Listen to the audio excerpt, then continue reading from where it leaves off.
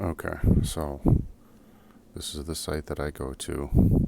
It's kind of like Breitbart, Drudge, in which it lists a whole bunch of stuff it wants to sell, of course, but it does a really good job of giving out all kinds of headlines from different alternative media sites. And I apologize if my voice is a little bit low, but it's 6:45 in the morning and my family's still sleeping, so hopefully you can hear this okay, and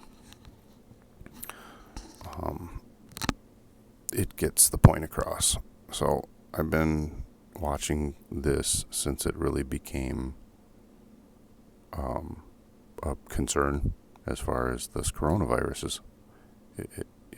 I just want to see how this is going to progress because, again, I'm in healthcare and I am going to be working around people who may have this, and I'm concerned for not only my own safety but my family's safety. So I just don't feel like this is getting the coverage that it should. The farther down you go, the farther back in time you can go back and search more, but the most recent are the masks are selling out. Um,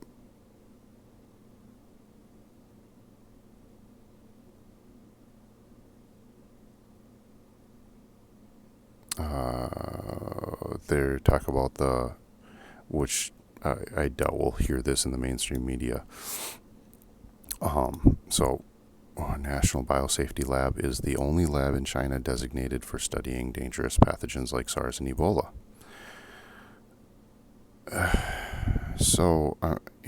I'm not going to read through all of this. You can look it up yourself and read it. It's that is one concern. Paul Joseph Watson's hilarious, I think, but he has a video where he talks about how the official report is that it started because of potentially bats or snakes and what the Chinese eat, and that's how it started. Sure. Patents are found that actually are for these viruses. Also disturbing. Empty shelves, which of course the mainstream media isn't really talking about. I wouldn't be surprised if the Chinese government, whoever controls the food distribution, is just not allowing anything to be restocked because it keeps people from going out. They're saying that Wuhan now is like a ghost town. Nobody's out because there's no reason to go out. You can't get food. You're stuck with what you have. The military's probably got martial law somewhat in place. The quarantine area is expanding, and at this point, from what I've read,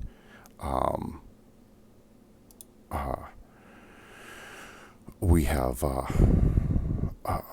they have quarantined like 50 million people in multiple cities. So, and now we're working to evacuate American citizens from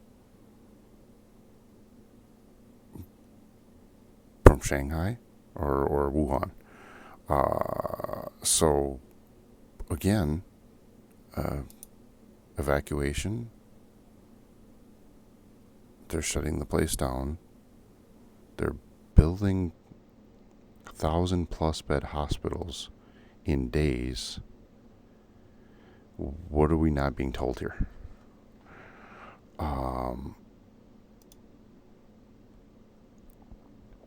This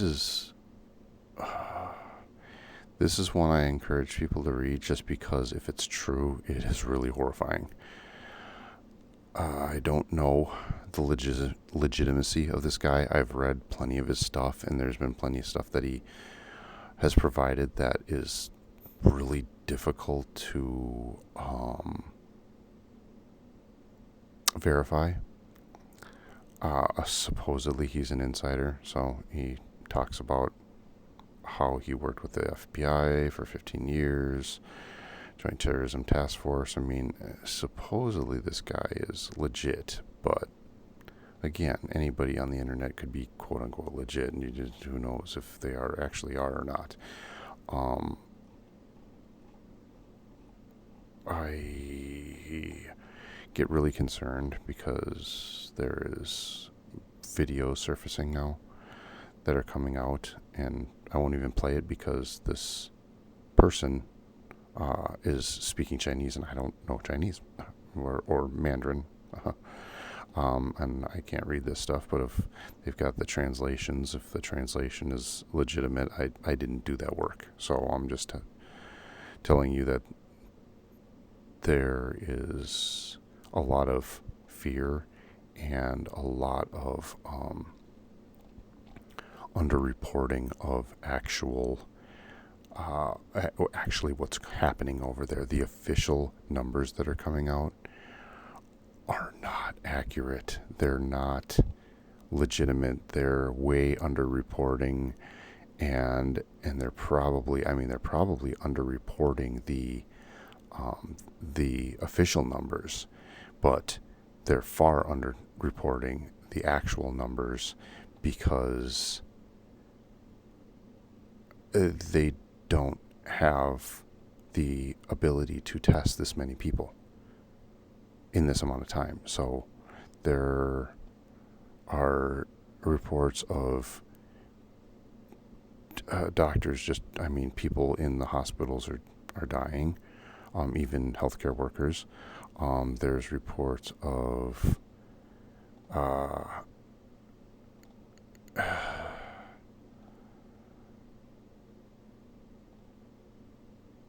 there are reports of I'm sorry, I read this on my phone and I never got this far. They're blockading using dirt to prevent vehicles out. Really?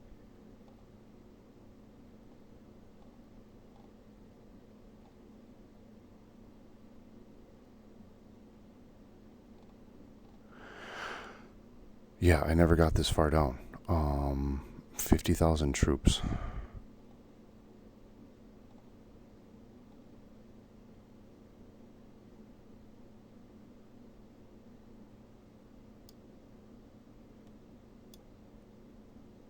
I just I don't know what to say.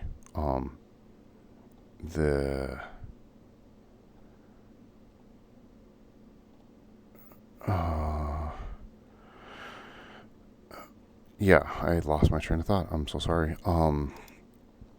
So you have to ask yourself, is this something like SARS that we were all, scared of, supposedly how many years back, and Ebola that, keep getting these random reports and we get 1 or 2 cases in the United States? Maybe it's, they are just overreacting to something that is containable. The problem is what I've been reading is from multiple doctors that this is not going to be containable. It is far more transmittable than anything prior.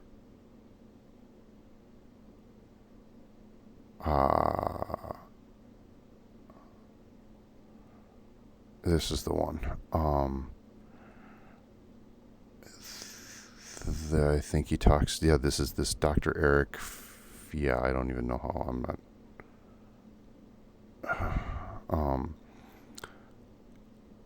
This is an epidemiologist, and the way they talk about it, I don't. So they talk about this R naught rating of different diseases and how they are transmitted. So it's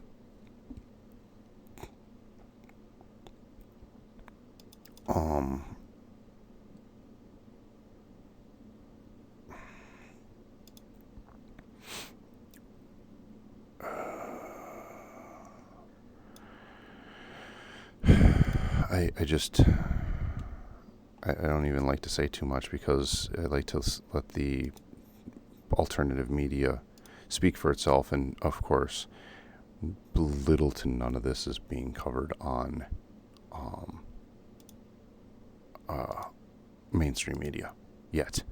So I am curious as to how long it'll be. And Sunday, they obviously haven't given up on the whole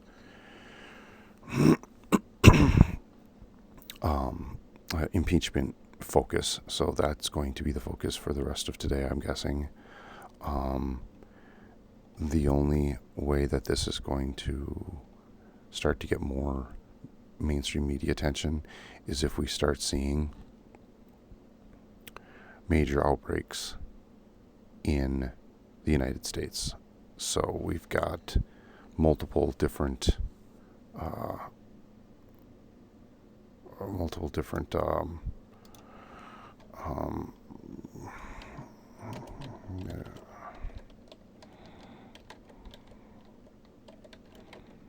let's see.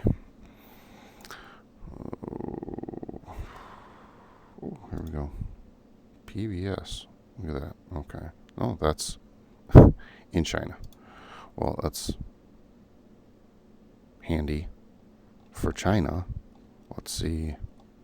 Oh, for crying out loud. There we go. Oh, no. Whoa. Let's see.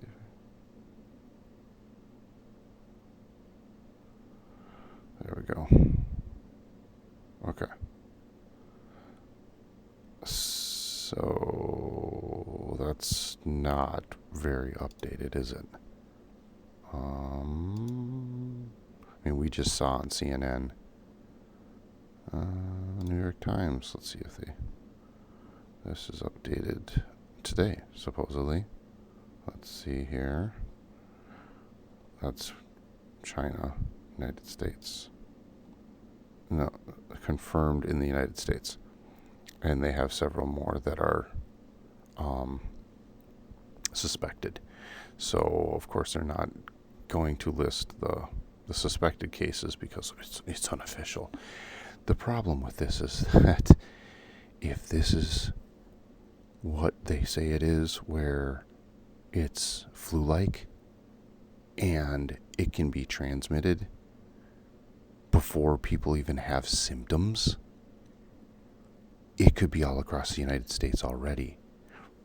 I don't know how many people realize that this started in mid-December.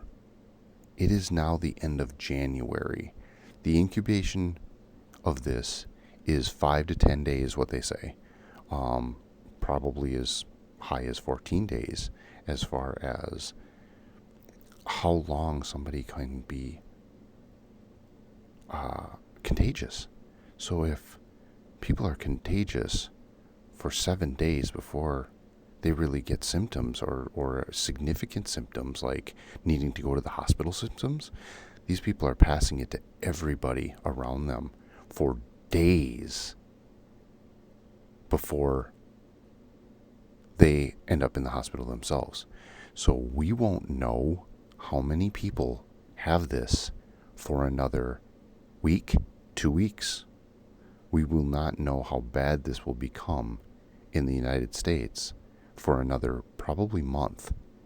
But I encourage everyone to be aware, because if this is anywhere near as virulent as the cold that we got hit with early this year, or late last year, I should say, it was probably, the flu season and all that did not start until almost November. I remember having it go through my house, and it was not nice. Um, but no, how many people did that actually put in the hospital? Well, probably a fair amount. How many people did it actually kill? Probably not that many. Now, if this is different, our I know from my own profession that the hospitals are at capacity already, or very close to it, in the Midwest. I'm in Minnesota, and our hospitals here, I travel all around Minnesota, our hospitals here are relatively full. There is not much room for something like this to happen. So we're going to find out very quickly over the next few weeks how badly this is going to get. I don't want to be a fearmonger, but I tell you what, I'm going to Menards today to pick up some supplies, and one of the things I'm going to get is a couple packages of the N95 masks. And I'm also going to be looking into other possibilities because at the very least you're going to want that. And I'm not so much worried about my own family dying or necessarily even possibly going to the hospital. We tend to do pretty well with getting through different types of illnesses on our own. But there's so many people that aren't, that if the general population ends up with something like this, where even 2%, I don't know if you guys realize this, 2%, right, 0.02 times 300,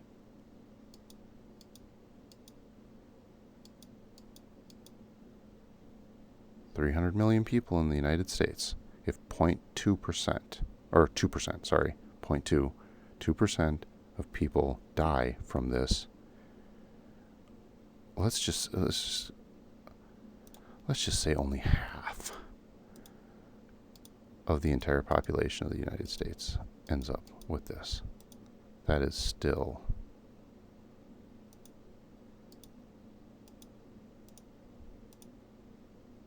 that's 3 million people in the United States will die if half of the population gets this, and the mortality rate is 2%. Perspective. That's a lot of bodies to take care of. So,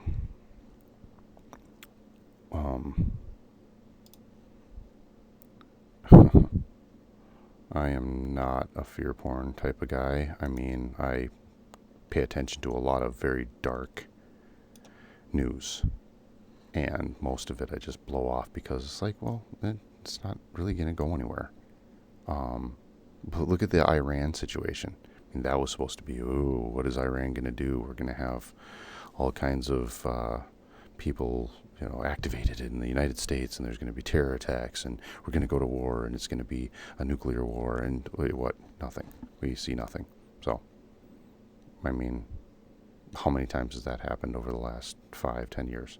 These scare, and normally I do not do this because I don't want to be one of these people that comes out. I just am really concerned based on the information that I'm seeing coming out of China that is not being officially covered on the news, and people are going to just blow it off and not really think of much of it unless it becomes significant. And you can guarantee that the mainstream media and official reports will downplay everything until they can't anymore, because they don't want people afraid. They don't want people panicking. They don't want the economy to collapse. Well, they're talking about Chinese economy. That economy, if they don't get that under control, and there's nothing saying that they're going to, their economy is going to collapse. And if their economy collapses to any degree, the entire world's going to be affected. So it will be an interesting 4 to 6 weeks. That's for sure.